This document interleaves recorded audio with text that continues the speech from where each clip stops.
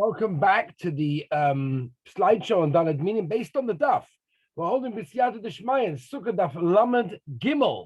And in fact, most of the inyonim that we're discussing today are somewhere between the end of Lamed Beis, Omid Beis, starting from the Mishnah, all the way down to Daf Lamed Gimel, B'siyata Deshmaya. There's a lot to discuss, and the Ikar Sukkah of today is obviously going to be discussing the Hadassim. The Hadassim are one of the very, very important of the Daled Minim. As we mentioned previously, people have spent many, many months looking for kosher Hadassim.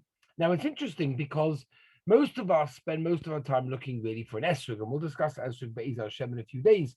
But the truth of the matter is, Hadassim is something that can, if we know the halachas properly, be looked upon as something which is very, very difficult to find. As I mentioned to you, a story from one of the Brisker Rabbanim, they walked into Yontov with one hadas stick, and everyone was like, hello, you need three, no?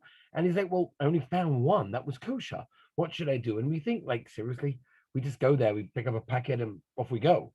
Now we're going to learn Be'ez Hashem, and if you've learned the Gemara, now we're going to go through a little bit of Halacha Namaisa, that's not the case. There's a lot to be talked about. There's a lot going on. The Gemara clearly over here tells us, and the Pasuk tells us, Anafet Ovos, it means Anafet Ovos is a leaf that covers the eights. And as the Meiri actually explains in a lot of detail, it is referring to a Hadas. Let's understand this on a little bit of a deeper level. Let's go through some of the shilas and what's practical over here. Okay, so let's start with Siyata Dishmaya. So number one, Anaf 8, as we mentioned, is Anaf of Choifin Es Eitzov, which means we want to have the branch, which you can barely see a little bit over there, in middle is covered up by the leaves. That's what we're looking for. That's how the Shulchan Aruch, by the way, brings it.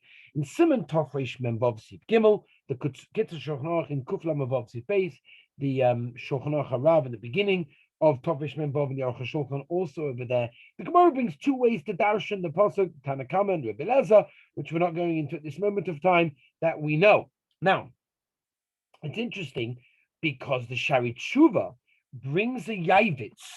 The Shari Tshuva brings a Yavitz. What happens if the leaves are spread out? That's the Shaila. What's the din in such a situation?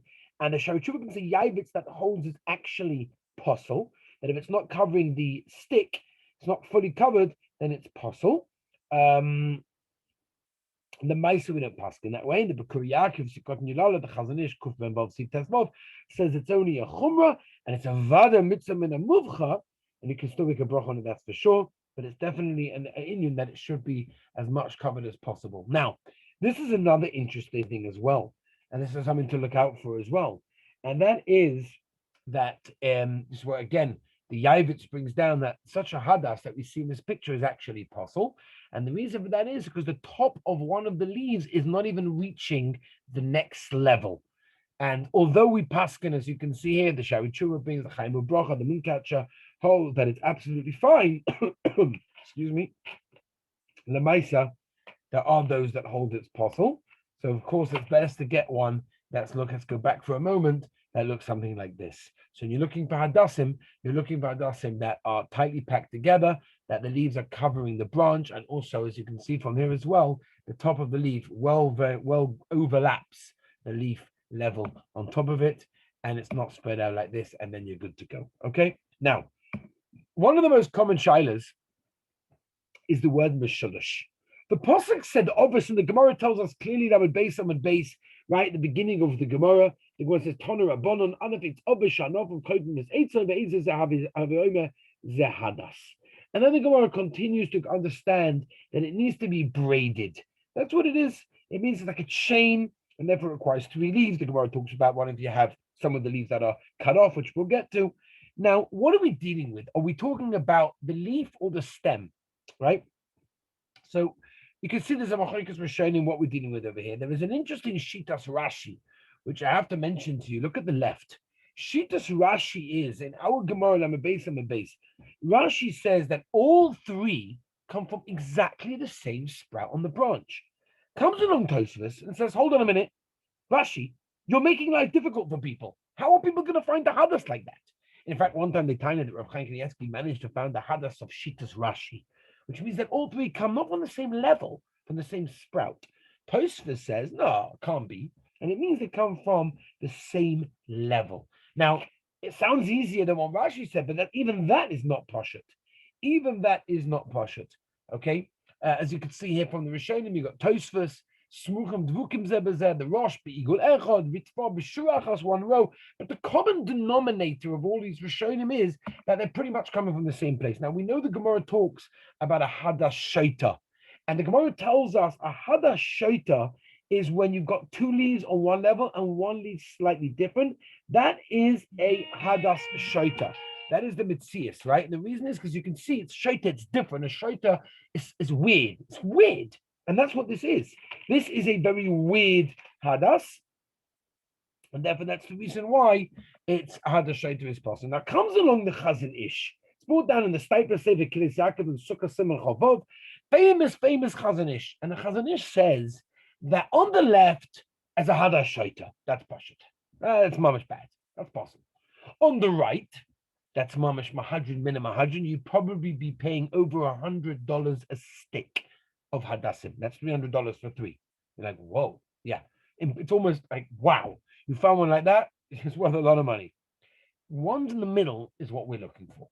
Why? Said the Chazon Ish, he brings a raya, which I don't want to go now into all of his rayas. He brings a few rayas. He brings Yerushalmi Kilayim. There's many chuvas written to explain Pshat in the Chazon Ish. But the Chazon Ish learns that if you would take a string and you put it around the root of that leaf, as long as it would meet somewhere along the lines, then it's okay. I'll give you some examples. Let's take this one on the left. Right here, it's possible because this one goes from there, that one goes there, that one goes. Oh, that's how they're shaded. That's bad. That's possible. Whereas this one over here, when they're all coming from the same level, that's 100% kosher, and that's no problem whatsoever.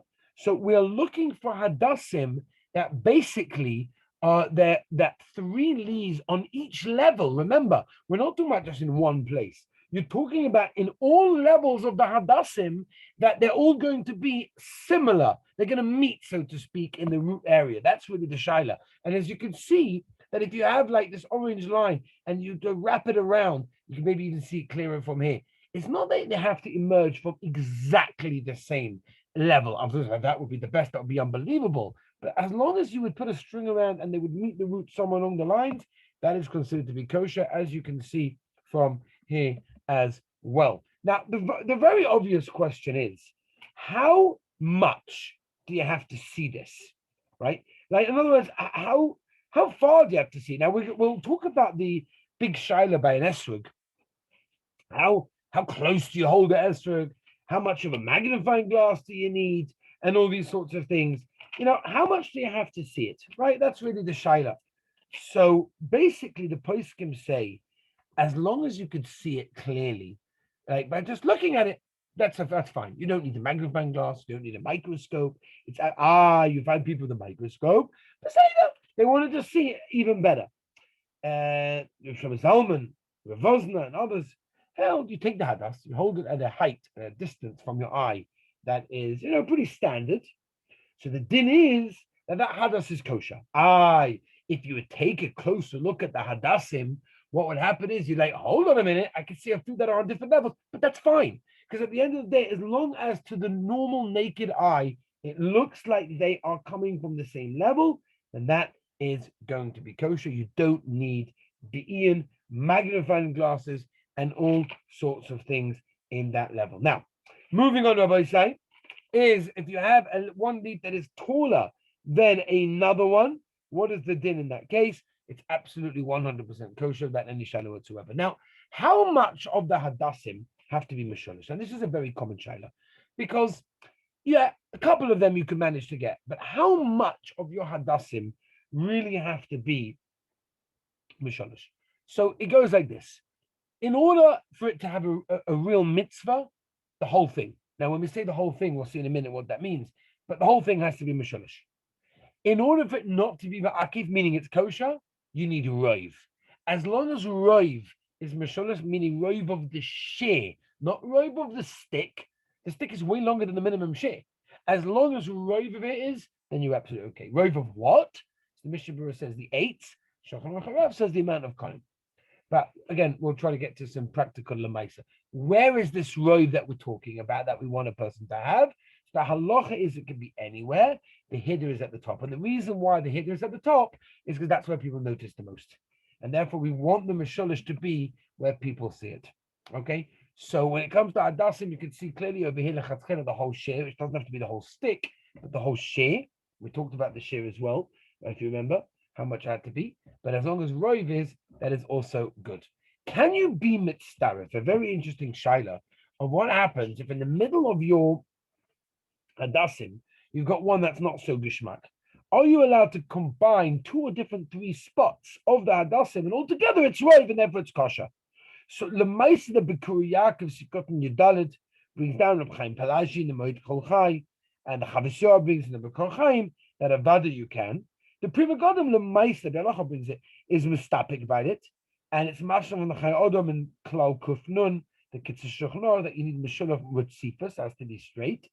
And therefore, Nechanami said the Chazanish and Kufman Bob Yutes, Shevet Alevi, Chelik Zayin Plivov, and Rabbi Akin Kamenetsky, Rabbi Sim Karelitz, Zatzal, and others. You should dafka look for it is in one place, but there is a mokum to Mako and be mitzdarif in that case. Now, the Mishnah also tells us, on the base, Hadas Yobish is kosher.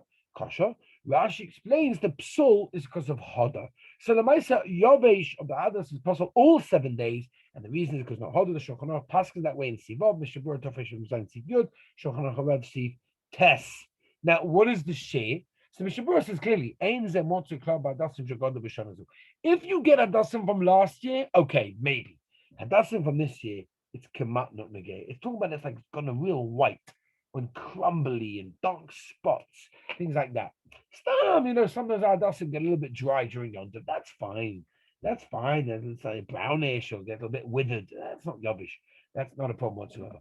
That's what Rabbi say. Oh, this is the sugi of the Gemara. Nekdam Roshai. Okay, Mishnah Lamed Beis, the Gemara defines also.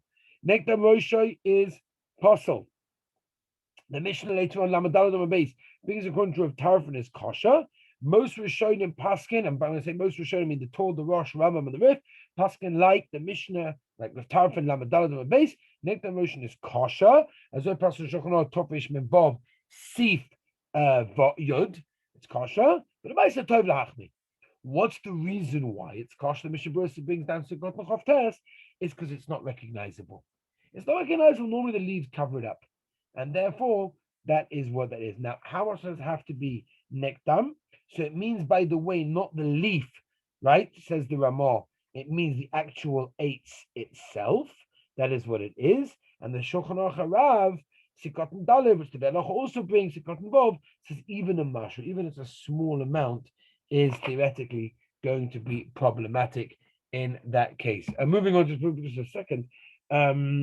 Okay, now, next case, what will I say? Noshu Olav is kosher. What happens, and Rashi brings on the Mishnah, Nifutsu Olav means Noshu Olav, right? As long as only a little bit of the leaf fell off, it's still kosher. As long as the robe of the leaf is okay, it's still there, then it's okay, right? And again, this can happen when you put it in the kosher kol, it gets stuck, and those are people that take it out of the kosher kol every day to put into the basket, to put into the fridge, whatever. Got to be careful of these things. Now, the Chaim Bracha Mimunkach brings down to mitzvah and mufcha to take a hadas that's not bechala, and you got to be careful because people spend so much time, so much money, so much effort on getting good hadasim, and like I said before, they just stick it in to the kosher kol. You have to be very, very careful. That's why you have to be careful from this heiliger kosher kol and the share. Over here, as you can see over here, the share of the hadas, which is very important when it comes to roid misholosh, according to Chazanish, means 15.74 centimeters, 6.2 inches is misholosh. According to Moshe, 6 inches is enough, and those are the shiurim of the hadas. And so we pretty much went through most of the sugya of everything that we've discussed in the Gemara over there. I do want to just mention that if you want to join my share with a weekly parsha video that I give out every week, send an email to office@beisdavid.com. That's office@beisdavid, BEIS, David.com. Tell them you want to join the weekly parsha videos, give them your number, and they'll do that. And I want to thank our dedication of today's share, and actually all five parts of this wonderful series was sponsored by my good friends, the Stein family, Memphis, Tennessee. Thank you so much. I really, really appreciate it. If you want to sponsor a share, office@beisdavid.com. And again, thank you for joining us. You want to join my Daf Yomi share, You can get it on Spotify. You can get it on my app, which you can download the Rabbi Avi Wiesenfeld app, download for free. And you can get it on Torah anytime. Thank you for listening. Thank you for joining us, and have a wonderful, wonderful night.